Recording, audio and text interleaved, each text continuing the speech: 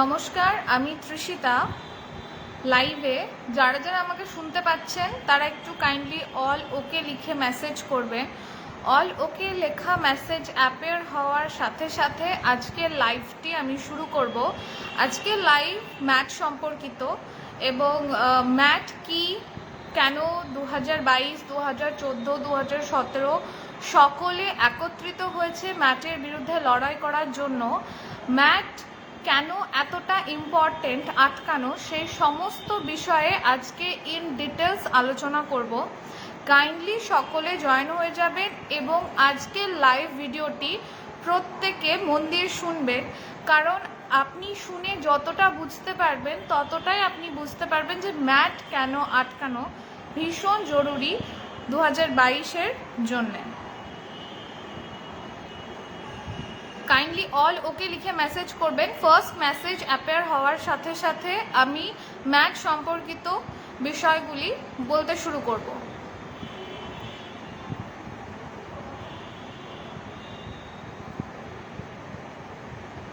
আমাকে যদি শোনা যায় পরিষ্কারভাবে কাইন্ডলি একটু অল ওকে লিখে মেসেজ করবেন।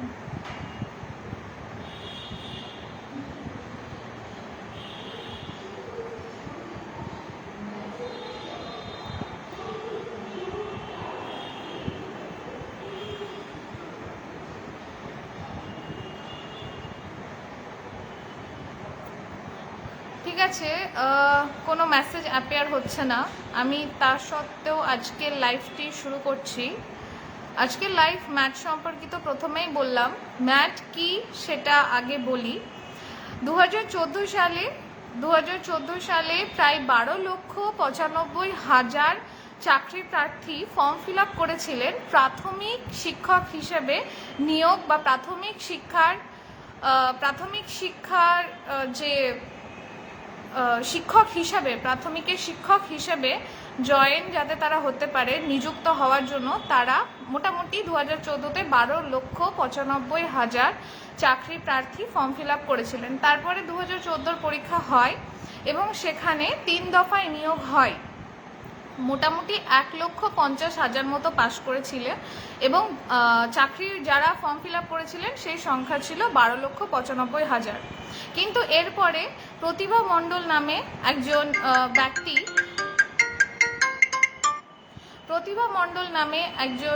ব্যক্তি একটি কেস করেন যে 6টা প্রশ্ন ভুল আছে, প্রশ্নপত্রে 6টা প্রশ্ন ভুল আছে। তো এই 6টা প্রশ্ন যেন তাকে নাম্বার দেওয়া হয় অ্যাটেম্প্ট করার জন্য। তার জন্য সমাপ্তি চ্যাটার্জির আন্ডারে এই কেসটি দেখা হয় এবং তিনি রায় দেন যে যারা কেস করেছিলেন, পিটিশনার ছিলেন, শুধুমাত্র সেই 6 জনই নাম্বারটা পাবে, বাকি কেউ সেই নাম্বার পাবে না, যেহেতু তারা কেস করেনি। পরে এই রায়কে চ্যালেঞ্জ করে আবার কেস করা হয় এবং সেটাই হলো ম্যাট 1594। এখন অসুবিধাটা কি শুনুন, কারণ এই কেসটা চলার সময় এই কেসে রায় দেওয়া হয় যে প্রত্যেককেই 6 নাম্বার করে পাবে, তারা অ্যাটেম্প্ট করুক কি না করুক। কেন 6 নাম্বার পাবে সেটা আগে বলি। কোর্ট কেসের কপিটা যদি আমি পড়ি তাহলে সেখানে লেখা আছে যে প্রত্যেককেই 6 নাম্বার করে পাবে। তাহলে যারা অ্যাটেম্প্ট করেছে তারা 6 নাম্বার না পেয়ে কেন প্রত্যেকে 6 নাম্বার পাবে, সেটা আগে অর্ডার কপিতে কেন বা কি লেখা আছে আগে সেটা একটু আমরা শুনে নিই। As regards to the wrong option in the key answers, this court was initially of the view that those who have opted the correct option as per the expert's opinion be awarded marks. অর্থাৎ যারা অপশানে প্রশ্নটাকে বলে না, প্রশ্নটাকে tick মেরেছিল কি প্রশ্নটা ঠিক ভুল যাই থাকুক ওরা উত্তরটা দিয়েছিল, তো সেই নিয়ে তারা বলেছিল যে তাদেরকেই নাম্বারটা দেওয়া হবে যারা অ্যাটেম্প্ট করেছিল। কিন্তু তারপর যেটা লেখা আছে, if that is directed it would give rise to further complications as all the original OMR sheets have been destroyed. এবার বুঝুন অসুবিধাটা কোথায়। এটাই যদি হবে তাহলে প্রবলেমটা এটা যে ফার্দার কমপ্লিকেশনটা কোথায়, অ্যাজ অল দ্য অরিজিনাল ওয়েমার শিটস হ্যাভ বিন ডেস্ট্রয়েড। কেন ডেস্ট্রয় করা হলো 2014 সালের সমস্ত পরীক্ষার্থীর ওয়েমার, 12,95,000 চাকরি প্রার্থীর ওয়েমার কেন ডেস্ট্রয় করা হলো? প্রথম প্রশ্ন এটা। আর যদি সেই ওয়েমার ডিস্ট্রয় করা হয়ে থাকে তাহলে কিসের ভিত্তিতে 6 নাম্বার অ্যাড করা হবে? 1,95,000 বা 1,50,000 বাদ দিলে মোটামুটিভাবে পড়ে থাকে 11 লাখ পরীক্ষার্থী, মোটামুটি অ্যাপ্রক্স। তাহলে এই 11 লাখ পরীক্ষার্থীকে 6 নাম্বার অ্যাড করা হবে কিসের ভিত্তিতে? যখন আসল ওয়েমার ডিস্ট্রয়েড, যেখানে কোর্টের অর্ডার কপিতে লেখা আছে আসল ওয়েমারটাই ডিস্ট্রয় হয়ে গেছে। তার মানে ডেটাগুলো কি হিসাবে আছে? ডেটাগুলো আছে কম্পিউটারে। Computer data can be manipulated very easily. কেন? কারণ ওটা একটা ডেটা, আসল ওয়েমার নেই। আপনারা প্রত্যেকেই জানেন যে 2014 সালে কি পরিমাণ দুর্নীতি হয়েছিল, সেই সম্পর্কে আপনারা সকলেই অবগত। এখনো বিভিন্ন রকম কেস হচ্ছে, কারোর চাকরি থাকছে, কারোর চাকরি থাকছে না। সেই সম্পর্কিত কথায় বা দুর্নীতির কথায় আমি আসতে চাইছি না। আমার কথা হচ্ছে যখন, বা আমাদের অ্যাসোসিয়েশন বা সকলের কথা হচ্ছে, যখন আসল ওয়েমারই নেই তখন কিসের ভিত্তিতে পর্ষদ বা প্রাথমিক মধ্যশিক্ষা পর্ষদ সকলকে 6 নাম্বার দেবে আসল ওয়েমার যখন নেই? তার মানে আসল ওয়েমার না থাকলে ডেটাগুলো কোথায় আছে? ডেটাগুলো আছে কম্পিউটারে। Computer data can be easily manipulated, right? তার কারণ আজকে যদি দুর্নীতির কথা যদি আমি এখানে ছোট্ট করে তুলে আনি, যেহেতু 2014-তে হিউজ পরিমাণ দুর্নীতি আছে, সকলেই মনে করেন কম হোক বা বেশি, আজকে যদি কেউ 35 পেয়ে থাকে, আমি কথার কথা বলছি, আজকে যদি কেউ 35 পেয়ে থাকে, বাই চান্স কোনো দুর্নীতি হলো, তাহলে 35কে ইজিলি 85-তে নিয়ে যাওয়া সম্ভব। আমি যদি দুর্নীতির কথা এনে 35কে 85-তে নিয়ে যেতে পারি কোনোভাবে, তাহলে কোর্ট যেহেতু বলেছে সকলকে 6 নাম্বার দিয়ে দাও, তাহলে সেই 6 নাম্বার 85-র সাথে 6 যোগ করলে 91 হয়ে যাবে। আমি 85 করতে পারি দুর্নীতির করে, 87 করতে পারি, 88 করতে পারি, 89 করতে পারি, আমি 90 করব না। তারপরে যেহেতু কোর্টে অর্ডার দিয়েছি 6 নাম্বার সকলকে দাও, কারণ ওয়েমার ইজ ডিস্ট্রয়েড। তাহলে সকলে 6 নাম্বার পেয়ে গেলে আমরা মানে 11 লাখ পরীক্ষার্থীর মধ্যে যদি 1 লক্ষ পরীক্ষার্থীও অ্যাড মানে এইভাবে দুর্নীতি করে যদি যুক্ত হয়ে যায়, তাহলে এই যে বিএড এর 95,000 বাদ গেল, আর আমরা যে কজন পড়ে আছি তার সাথে যদি 1 লক্ষ 2 লক্ষ বা 70,000ও অ্যাড হয়, তাহলে আমাদের পরিস্থিতিটা কোথায় গিয়ে দাঁড়াবে? সরকার নিশ্চয়ই 1 লাখ সিট অ্যালট করেনি 2022-এর জন্য। আমরা এখনো জানি না যে আমাদের সিট 15,000 হবে, 35,000 হবে, না 50,000 হবে। আমরা শুধু চাই যে বেশি সিট, কিন্তু আমরা যখন নিজেরাই জানি না আমরা কত সংখ্যায় আছি, তখন এই হিউজ অ্যামাউন্টের চাকরি প্রার্থীকে আমাদের নিজেদের যে সিটটা, সেই সিটের মধ্যে কেন ঢুকতে দেব, তাও শুধুমাত্র দুর্নীতি করে? প্রত্যেকেই জানে যে ক্যান ফাইল করে লোক মানে হাজার হাজার, হয়তো লাখের কাছে প্রার্থী ম্যাটের এই 1594 এর সাথে অ্যাড হয়ে আছে। তাহলে এই হিউজ চাকরি প্রার্থী শুধুমাত্র মানে দুর্নীতি করে বা যারা আদতে করেইনি, যেহেতু ওয়েমার ডিস্ট্রয়েড হয়ে গেছে, হয়তো বা কিছু আছে যারা অ্যাকচুয়ালি ডিজার্ভ করে, কিন্তু পর্ষদের দ্বারা যদি ওয়েমার ডিস্ট্রয়েড হয়ে থাকে, তার দায় 2022-এর চাকরি প্রার্থীরা কিসের জন্য নেবে? আর তারা যাতে দায় না নেয়, সেই জন্যই 2014, 2017 এবং 2022 একত্রিত হয়ে সুপ্রিম কোর্টে কেস লড়বে। আমি কে সেটা আগে বলে দিই। 2017, 2014 এবং 2022 সুপ্রিম কোর্টে যে কেসটা ফাইল করেছে, সেখানে 12 জন আছে পিটিশনার হিসেবে। সেই 12 জনের মধ্যে 22 জনের 2022-এর পিটিশনার আছে 5 জন, তার মধ্যে আমি একজন। এবং সেই জন্য আজকে আপনাদের সকলের কাছে আসা, ম্যাট কেন আটকানো উচিত এবং ম্যাট আমাদের কতটা গলার কাটা, সেটা আপনাদেরকে ক্লিয়ারলি বোঝানোর জন্য। শুধুমাত্র স্রেফ দুর্নীতির বশে 2022-এর এতজন চাকরি প্রার্থীর চাকরি বা জীবন, চাকরি এখন আমাদের কাছে জীবনের মতো, খেলা করার সময় বা খেলা করতে দেওয়া উচিত নয়। এবার আসে যে ম্যাটকে তো আমরা আটকাবো, কিন্তু ম্যাট যে গলার কাটা হতে চলেছে সেটা সবার আগে বুঝতে পারে 2017। কারণ লাস্ট যে রায়টা দেওয়া হয়েছে, সেখানে একটা কথা ক্লিয়ারলি লেখা ছিল যে ম্যাটের 6 নাম্বার দেওয়ার পর, ম্যাটে যখন বললো যে প্রত্যেককে 6 নাম্বার দেওয়া হয়ে যাবে, সেই 6 নাম্বার দেওয়ার পরে বলা হয় যে যেই 6 নাম্বার দেওয়া হবে, আমরা তো জানি না কতজন অ্যাড হবে, সেটা অনগোয়িং রিক্রুটমেন্টের সাথে অ্যাড হবে। তো যখন এই রায়টা বেরোয়, তখন অনগোয়িং রিক্রুটমেন্ট ছিল 2017। তো 2017-র মধ্যে কারা ঢুকে আছে? 2014-য় যারা চাকরি পায়নি সেই সমস্ত চাকরি প্রার্থীও ঢুকে আছে।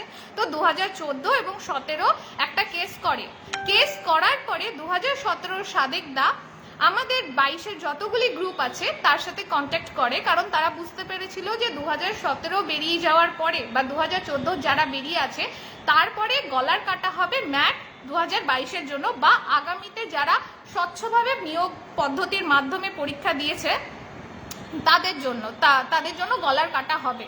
এই কারণে 2017 সাদেকদা আমাদের 2022-এর সমস্ত গ্রুপের সাথে কথা বলে এবং তারপরে আমাদের প্রত্যেকটা গ্রুপ থেকে কিছু জনকে নিয়ে আমাদেরকে অ্যাড করা হয় ম্যাটের এই কেসের জন্য, যেখানে আমিও একজন পিটিশনার, অ্যাসোসিয়েশন বা আরও যা যা আছে সবাই কেউ না কেউ আছে প্রতিনিধিত্ব করার জন্য। কারণ ম্যাট ঢুকলে কোনো একটা গ্রুপের লাভ বা ক্ষতি হবে না। ম্যাট যদি ঢোকে তাহলে গোটা 22-এর যতজন চাকরি প্রার্থী আছে তাদের প্রত্যেকের ক্ষতি হবে।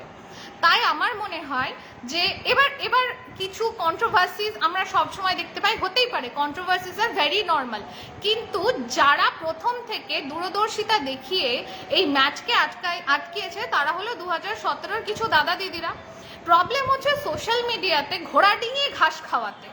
যারা এতগুলো কেস এখন অবধি করে, যারা এক্সপিরিয়েন্সড, তাদেরকে ডিঙিয়ে কিছু করার কি দরকার আছে? আমরা কালকেই দেখতে পেলাম যে কিভাবে একটা ফোন কল, 2017 সাদেকদার একটা ফোন কল লেটার সার্কুলেটের মাধ্যমে কতটা ম্যাটের যে কেসটা সেটা পিছিয়ে গেল। তাহলে এরা যারা জানে, যারা এক্সপিরিয়েন্স, যাদের সাথে উকিলদের ভালো কন্ট্যাক্ট, যারা আমাদেরকে 2022-এর প্রত্যেককে ফোন কল করে করে অ্যাড করিয়েছে, তাদের বিরুদ্ধে কথা বলা সোশ্যাল মিডিয়ায় আমার মনে হয় না এরকম কিছু করা উচিত। 2022-এর পক্ষে এটা যাবে না।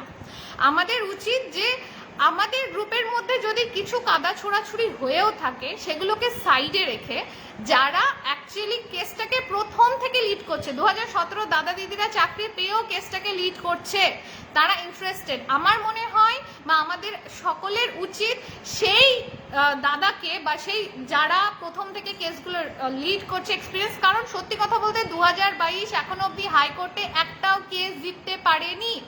যখন 2022 একটা কোর্ট কেসও জিততে পারেনি, তাহলে যারা back to back court case জিতে এসেছে তাদের বিরুদ্ধে কথা বলার মানেটা কি?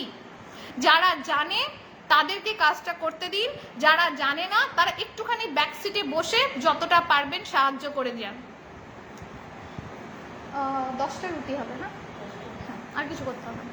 আচ্ছা, তো আমার কথা হচ্ছে যে যারা জানে তাদের হাতে স্টিয়ারিংটা থাকুক, যারা জানেন না তাদেরকে সাহায্য করুন। তারা পথ প্রদর্শক এবং পথ নির্দেশক।